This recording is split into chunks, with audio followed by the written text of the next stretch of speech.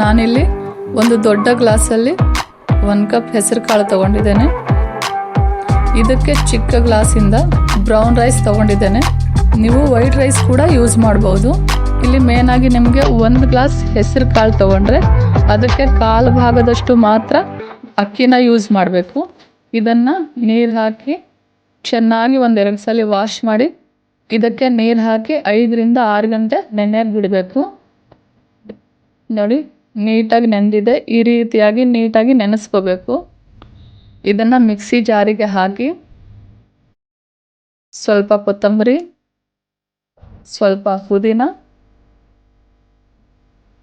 3 ಹಸಿಮೆಣಸಿನ್ಕಾಯಿ, 1 ಇಂಚು ಶುಂಠಿ ಇಷ್ಟನ್ನು ಹಾಕಿ ಚೆನ್ನಾಗಿ ನೈಸಾಗಿ ರುಬ್ಕೋಬೇಕು.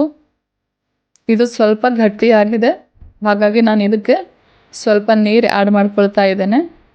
ಇದನ್ನು ದೋಸೆ ಹಿಟ್ಟಿನ ಹದಕ್ಕೆ ಮಾಡ್ಕೋಬೇಕು. ನಾವು ಮಾಮೂಲಿ ಯಾವ ರೀತಿಯಾಗಿ ದೋಸೆ ಹಿಟ್ಟನ್ನು ಮಾಡ್ಕೊಳ್ತೀವೋ ಅದೇ ರೀತಿಯಾಗಿ ಮಾಡ್ಕೋಬೇಕು.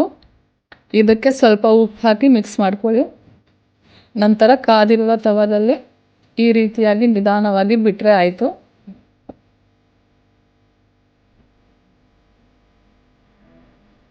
ಇದಕ್ಕೆ ಸ್ವಲ್ಪ ತುಪ್ಪ ಅಥವಾ ಆಯಿಲ್ ಹಾಕಿ ಮೇಲಿನ ಹಸಿ ಅಂಶ ನೀಟಾಗಿ ಹೋಗೋವರೆಗೂ ಬೇಯಿಸ್ಕೋಬೇಕು. ನಂತರ ಮತ್ತೊಂದು ಕಡೆ ತಿರುಗಿಸಿ ಹಾಕಿ ಸ್ವಲ್ಪ ನೀಟಾಗಿ ಕಲರ್ ಬರೋವರೆಗೂ ಬೇಯಿಸ್ಕೊಳ್ಳಿ.